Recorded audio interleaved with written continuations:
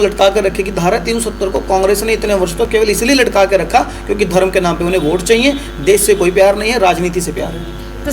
विपक्ष कहीं नज़र नहीं आता, केवल और केवल देश में अराजकता फैलाने के अलावा, धर्म के नाम पर, जाति के नाम पर बांटने के अलावा विपक्ष और कोई काम नहीं कर रहा।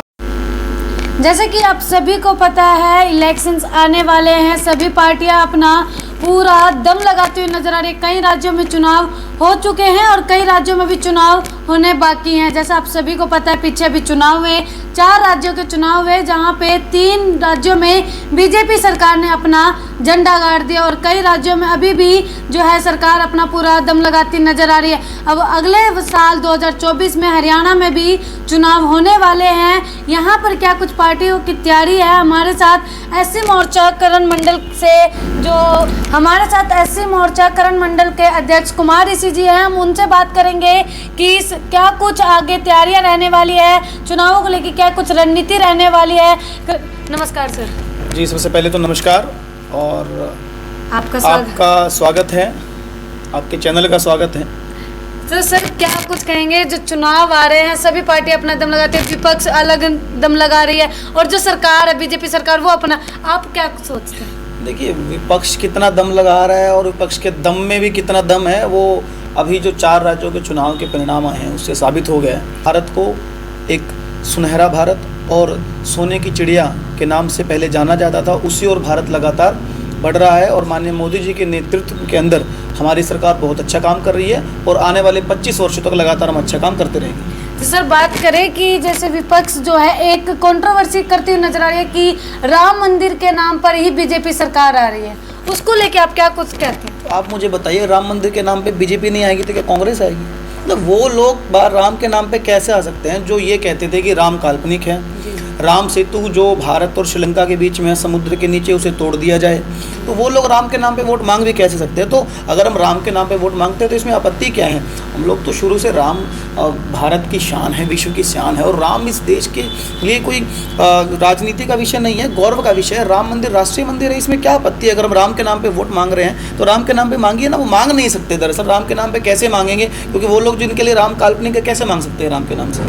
तो सर लोगों के लिए एक बहुत खुशी की बात है जो अगले महीने जो है राम मंदिर का, उसके लिए आप क्या कुछ, आपको क्या? पूरे विश्व के लिए हर्ष की बात है। जी। देखिए, राम केवल मेरे लिए और आपके लिए आस्था का विषय नहीं है, ये संपूर्ण मानव जाति के लिए आस्था का विषय है।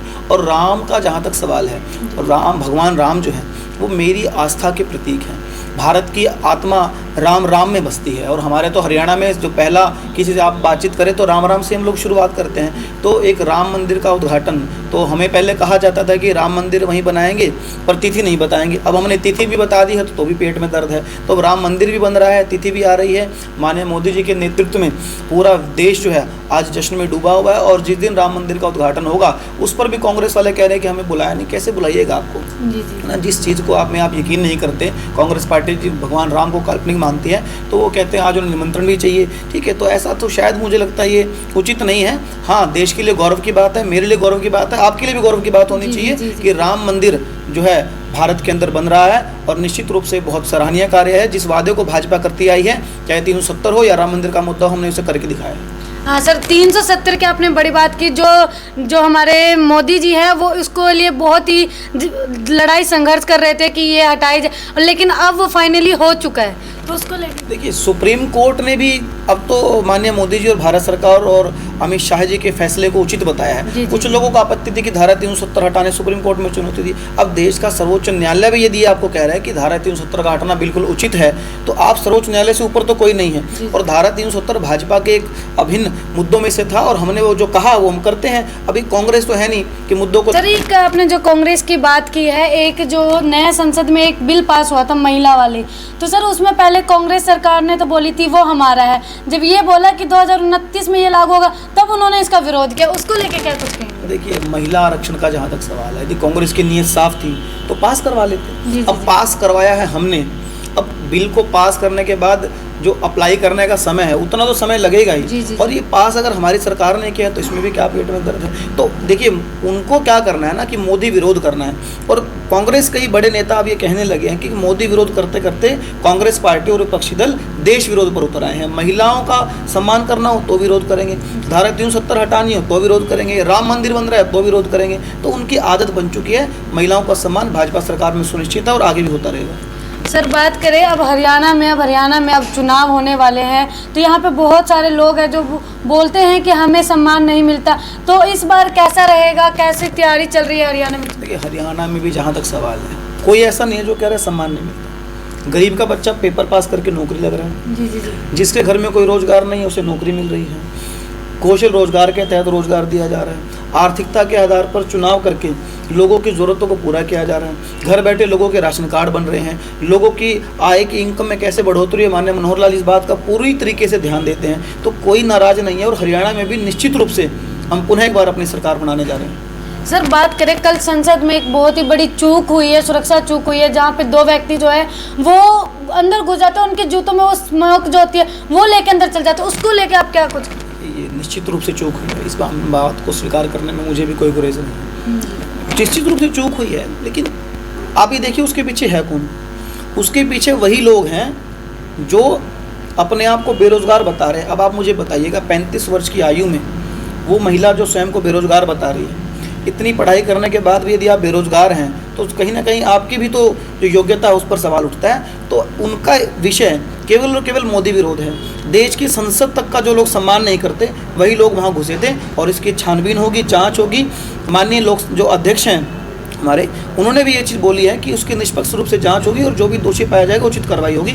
और संसद की सुरक्षा का जहाँ तक सवाल है उसमें थोड़ी और जो गुंजाइश है करने की, निश्चित रूप से कल ही कदम उठा लिए गए हैं। सर क्योंकि लोग जो है कल की उस चूक के बाद इसको 2001 में आतंकी हमला जो हुआ था उससे जोड़ते नजर आ रहे हैं, और इसी के साथ कह रहे हैं कि जब वहाँ पे ये चीज़ हुआ तो जो प्रशासन है वो भी 1.5 घंटे में पहुंचा। तो लोगों का बड़ा सवाल उठता है कि अगर जब संसद के अंदर इतने बाद 1.5 घंटे बाद पहुंचते तो लोगों की सुरक्षा कैसे करेंगे? देखिए जहाँ तक सवाल है सुरक्षा का, जी जी जी, वहीं पर भाजपा के सांसद थे जिन्होंने उनको पकड़ा है बहुत बहादुरी से, जी। पकड़ करके पुलिस के हवाले किया है। बाहर जो महिला चिल्ला रही थी, जो नारे लगा रही थी, उसको भी पुलिस ने पकड़ा है। तो 1.5 घंटे में पहुंची है ऐसा कोई विषय नहीं है। निश्चित रूप से एक त्रुटि हुई है, एक चूक हुई है, और उसमें सुधार संसद के अंदर हमारे जो बैठे हैं जितने भी सांसद हैं वो तो सभी के लिए है। देखिए तो और भारत सरकार निश्चित रूप से प्रतिबद्ध है कि जितने भी सांसद है और संसद है भारत की गरिमा है उनकी सुरक्षा को लेकर के।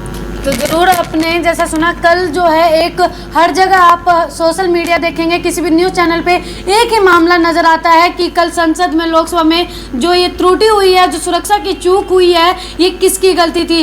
कल से आप हर जगह सिर्फ एक ही मुद्दा नज़र आ रहा है। जैसा कि अभी हमारे साथ कुमार ऋषि जी ने बताया कि चूक तो ज़रूर हुई है, लेकिन हमारे जो वहाँ पे संसद में जितने भी बीजेपी के ही मौजूद थे उन्होंने उनको पकड़ा है और उनको पुलिस के हवाले ज़रूर किया। तो इसमें और भी जो है सुरक्षा जरूर बढ़ाई जाएगी सर, आगे से ध्यान रखा जाएगा। बढ़ा दी गई है सुरक्षा।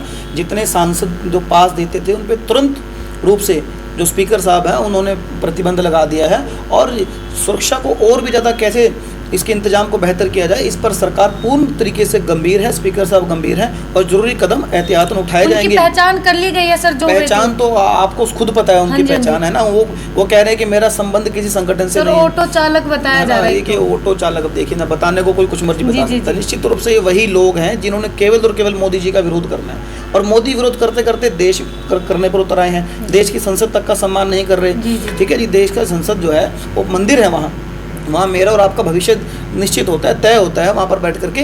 तो ऐसे लोग किसी भी चीज़ का सम्मान नहीं करते और वो कहते हैं हम किसी संगठन से नहीं हैं। और आप उनकी पृष्ठभूमि को जरा एक बार बाहर निकालिए, आपको पता चल जाएगा ये वही लोग हैं जो शुरू से मोदी विरोध करते आए हैं। तो महिला अलग अलग आंदोलनों में नजर आती रही है। ऐसे लोग केवल और केवल स्वयं को आंदोलनजीवी कहलाने के योग्य हैं। तो ज़रूर अभी जैसे अभी आपने सुना कि जो आगे है इस बात का भी ध्यान रखा जाएगा, और कुछ लोग जो है वो जो शुरू से ही मोदी विरोधी जरूर रहे हैं और वो इसी बात का मौका ढूंढते हैं कि कहीं उनको मौका मिल जाए और वो विरोध करते हुए जरूर नजर आए। आप लोग क्या कुछ कहना चाहते हैं? क्या आप इनकी बातों से सहमत हैं? हमारे कमेंट बॉक्स में एक बार ज़रूर बताएं। और आने वाले चुनावों को लेकर आपकी क्या कुछ सोच है, आप क्या कुछ सोचते हैं, हमारे कमेंट बॉक्स में एक बार ज़रूर बताएं। हम आपको और भी पार्टियों के नेताओं से मिलेंगे, उनकी भी राय आपको ज़रूर सुनाएंगे। लेकिन आप अभी जो कुमार ऋषि जी की बातें सुनी है आने वाले चुनावों को लेकर, जो कल संसद में हुआ, जो एक बड़ा मुद्दा भी जरूर सामने, उनको लेकर क्या कुछ कहना चाहते हैं हमारे कमेंट बॉक्स में ज़रूर बताएं।